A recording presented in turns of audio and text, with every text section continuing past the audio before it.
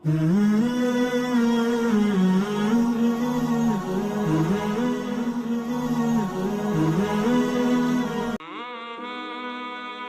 یہ جو کہتے ہیں السلام علیکم، اس کو کہتے ہیں تحیت المسلم، مسلمان کا تحیت. تو اس میں اس کے معنی پہ غور کریں تو ہم اس کو ضمانت دے رہے ہوتے ہیں، السلام علیکم، تیرے اوپر سلامتی ہو. تو ہم اپنی جانب سے اسے ضمانت دیتے ہیں، میرے بھائی میری جان سے، میری طرف سے تیری عزت، تیری جان، تیری آبرو سلامت ہے. اب میری جانب سے تو پریشان نہیں ہونا، میں تجھے سلامتی کی ضمانت دیتا ہوں. اور وہ آگے سے کیا کہتا ہے، وعلیکم السلام. میرے بھائی پھر میری جانب سے بھی تیرا سب کچھ محفوظ ہے. اگر سلام کا مفہوم اچھی طرح ہماری روحوں میں اتر جائے تو پھر ایسا ہو نہیں سکتا کہ ہم جس کو السلام علیکم کہہ دیں پھر اس سے ہم دھوکہ کریں یا اس کی آبرو پہ حملہ آور ہوں یا اس کے مال پہ حملہ آور ہو جب السلام علیکم کہہ دیا. کیونکہ جو ہمیں لفظ بولنے کے لیے کہا گئے اس کے پیچھے فلسفہ ہے لفظوں کا. یہ پھول ہیں، ان کو دیکھ کر سبحان اللہ کہنے کا کہا گیا ہے. پہاڑوں کو دیکھ کے اللہ اکبر کہنے کا کہا گیا ہے. پہاڑوں کو دیکھ کے سبحان اللہ کہہ دیں اور پھولوں کو دیکھ کے اللہ اکبر کہہ دیں، ایسا کیوں نہیں کہہ دیتے؟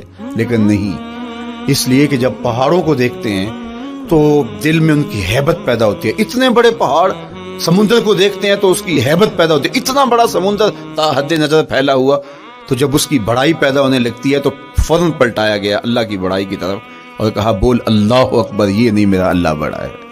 اور پھول کو جب دیکھا تو اس کی لطافت کی طرف الجھنے لگے، کتنا خوبصورت ہے، درزوں میں کیسے خوشبو بسی ہوئی ہے، کیسے رنگ ہیں، کیسے جمال ہیں. اللہ اکبر. وہ کیا کسی نے کہا تھا نا کہ درزوں کی لطافت میں خوشبو نے اما پائی، گل چیرنے والے نے کس شان سے چیرا ہے. تو کیا کمال ہے یار، کیا پتیاں ہیں، کیا رنگ ہے، کیا خوبصورتی ہے، کیا لطافت ہے. الجھنے لگے، کہا بول سبحان اللہ، یہ کیا ہے جس نے رنگ بھرے ہیں وہ پاک ہے. تو تیرا دل الجھ نہ جائے تو جو ہم بولتے ہیں لفظ جہاں بھی بولتے ہیں اس کے پیچھے ایک فلسفہ ہوتا ہے. السلام علیکم یہ تحیت المسلم ہے. جب ہم کسی کو کہتے ہیں السلام علیکم تو اس کو ہم نے ضمانت دے دی، بس بات ختم. اب جو ہے وہ میری جانب سے تو محفوظ ہے. لیکن ہم سلام بھی لے رہے ہوں گے اور ہاتھ بھی کاٹ رہے ہوں گے اور اس کی جیب بھی کاٹ رہے ہوں گے، پھر سلام نہیں لیا، ہم نے منافقت کی ہے. نیکی کرنا بہت اہم ہے، لیکن نیکی کرنے سے زیادہ ہم اپنے آپ کو گناہوں سے بچانا. چونکہ شر کی قوتیں ہمارے ساتھ جڑی ہوئی ہیں، اس لیے اپنے آپ کی حفاظت جب ہم کریں گے تو ہم ایک اچھی صورت میں آگے بڑھیں گے. توبہ تسلسل کے ساتھ کرتے رہیے. یہ تصور کے بڑھاپے میں توبہ کریں گے، یہ تصور کہاں سے آیا؟ یا ہمارے ہاں آج کل یہ کلچر پیدا ہوا ہے کہ لیلۃ القدر یا شبرات کے دن سارے جڑ کے توبہ کرنے بیٹھ جاتے ہیں اور پورا سال اپنی مرضی کی زندگی گزارتے ہیں. ایسا نہیں ہے. میرے حضور کے دامن پہ ایک بھی گناہ کا دھبا نہیں تھا. ہم نبیوں کی عصمت کے قائل ہیں، کسی نبی پر کوئی گناہ کا دھبا نہیں ہوتا. اگر اس امکان کو بھی تسلیم کر لیا جائے تو ساری شریعت مشکوک ہو جاتی ہے.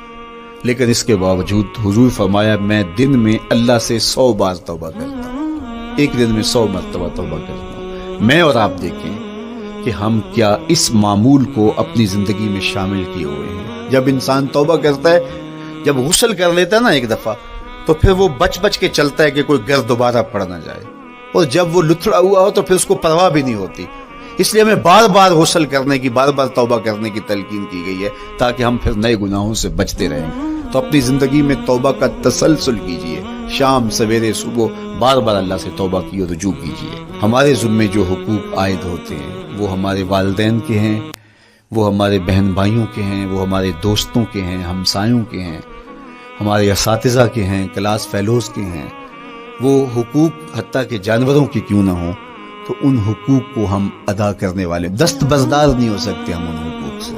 یہ مومن کی زندگی ہے، یہ ہمارا نظم حیات ہے، یہ اسلام کا دیا ہوا منشور ہے، یہ طریقہ زندگی ہے کہ ہم ایک ایک کے حق کو ادا کرتے ہوئے اپنی زندگی کو بسر کریں. زندگی مشکل مراحل سے گزر جانے کا نام ہے. اقبال نے کہا تھا ہے شباب اپنے لہو کی آگ میں جلنے کا نام.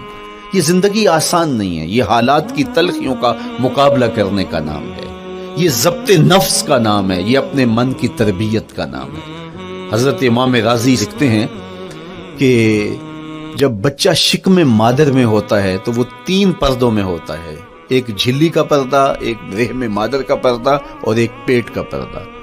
تو 3 پردوں میں وہ بیچارہ بڑی عجیب سی حالت میں ہوتا ہے. یہ اس کا پہلا مرحلہ ہے تخلیق کے بعد. اس کے بعد پیدائش کا دوسرا مرحلہ ہے. یہ زچہ بچہ دونوں کے لیے موت و حیات کے مرحلے ہوتے ہیں.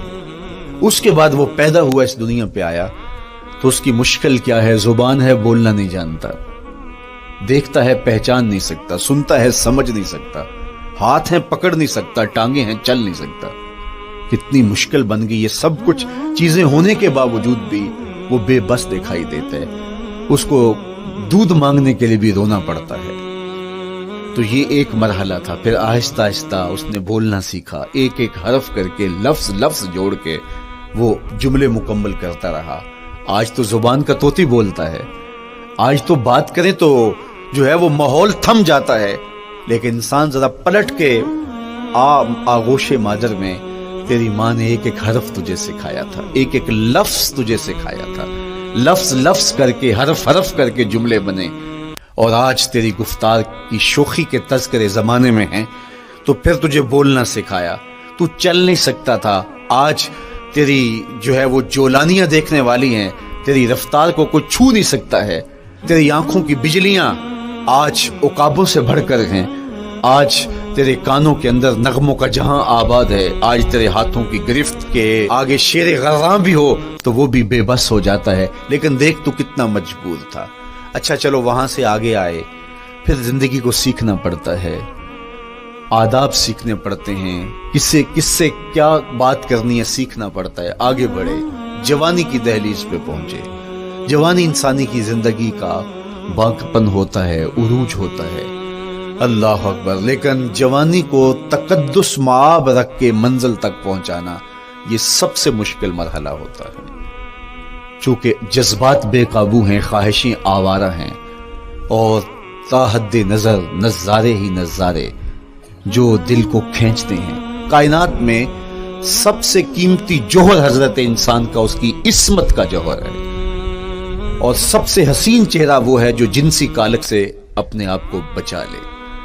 تو جوانی ہو، باقپن ہو، اور پھر اپنی خواہشات کو بے قابو نہ ہونے دیا جائے. سب سے مشکل مرحلہ پوری زندگی میں یہ آتا ہے. کسی نے کہا تھا کتاب زیست کا ایک اور باب بیت گیا، شباب بیت گیا، ایک عذاب بیت گیا. تو شباب کا ختم ہونا اور اس کو خیریت سے منزل تک پہنچنا یہ کتنا بڑا مشکل مرحلہ ہوتا ہے. جس کا جوانی میں باطن کا چہرہ مسخ ہو جاتا ہے اور جنسی کالک سے جو چہرہ آلودہ ہو جاتا ہے اس کا عفت کا دامن داغدار ہو جاتا ہے. تو اس لیے وہ چہرہ تاباں ہے، وہ چہرہ روشن ہے، وہ چہرہ منور ہے جو اپنے آپ کو کالک نہیں لگنے دیتا اور اپنی عصمت کی حفاظت کرتا ہے. تو یہ مشکل ترین لمحہ تھا. اس کے بعد امام راضی کہتے ہیں اب شادی کا مرحلہ ہوا تو پہلے خود اپنی ذمہ داری تھی، اب کسی کا بوجھ بھی اٹھانا پڑا، یہ اگلی مشکل آ پڑی. پھر بچے ہوئے تو پھر اپنی زندگی تو ختم ہو گئی. پھر بڑھاپے میں چلے جائیں، ارذل العمر تک چلے جائیں. یہ ساری زندگی مشکلات. لقد خلقنا الانسان فی کبد. تو ہمیں عملی طور پہ مشکلات کے مقابلے کے لیے تیار ہونا چاہیے. میں اور آپ اگر زندگی کے اس فلسفے سے آگاہ نہیں ہوں گے کہ زندگی مشکلات کا مجموعہ ہے، حالات کی تلخیاں ساری زندگی ہمارے ساتھ رہیں گی، تو کوئی بھی تکلیف، کوئی بھی اذیت، کوئی بھی ایسا واقعہ جو ہم نہیں چاہ رہے ہوں گے وہ روح پذیر ہوگا تو ہم گھبرا جائیں گے اور پھر اس وقت ہم دکھی ہو جائیں گے. اس لیے ہمیں عملاً اپنے آپ کو اس بات کے لیے آمادہ کرنا پڑے گا کہ زندگی ان حالات کی تلخیوں سے ٹکرانے کا نام ہے اور ساری زندگی ہمیں ان مراحل سے گزرتے رہنا پڑے گا. جوانی ہو، باقپن ہو، اور پھر اپنی خواہشات کو بے قابو نہ ہونے دیا جائے. سب سے مشکل مرحلہ پوری زندگی میں یہ آتا ہے. کسی نے کہا تھا کتاب زیست کا ایک اور باب بیت گیا، شباب بیت گیا، ایک عذاب بیت گیا. تو شباب کا ختم ہونا اور اس کو خیریت سے منزل تک پہنچنا یہ کتنا بڑا مشکل مرحلہ ہوتا ہے. جس کا جوانی میں باطن کا چہرہ مسخ ہو جاتا ہے اور جنسی کالک سے جو چہرہ آلودہ ہو جاتا ہے اس کا عفت کا دامن داغدار ہو جاتا ہے. تو اس لیے وہ چہرہ تاباں ہے، وہ چہرہ روشن ہے، وہ چہرہ منور ہے جو اپنے آپ کو کالک نہیں لگنے دیتا اور اپنی عصمت کی حفاظت کرتا ہے. تو یہ مشکل ترین لمحہ تھا. اس کے بعد امام راضی کہتے ہیں اب شادی کا مرحلہ ہوا تو پہلے خود اپنی ذمہ داری تھی، اب کسی کا بوجھ بھی اٹھانا پڑا، یہ اگلی مشکل آ پڑی. پھر بچے ہوئے تو پھر اپنی زندگی تو ختم ہو گئی. پھر بڑھاپے میں چلے جائیں، ارذل العمر تک چلے جائیں، یہ ساری زندگی مشکلات لقد خلقنا الانسان فی کبد. تو ہمیں عملی طور پہ مشکلات کے مقابلے کے لیے تیار ہونا چاہیے.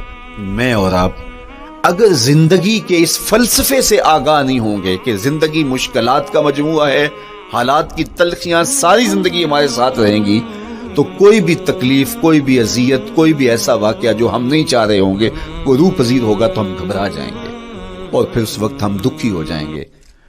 اس لیے ہمیں عملاً اپنے آپ کو اس بات کے لیے آمادہ کرنا پڑے گا کہ زندگی ان حالات کی تلخیوں سے ٹکرانے کا نام ہے، اور ساری زندگی ہمیں ان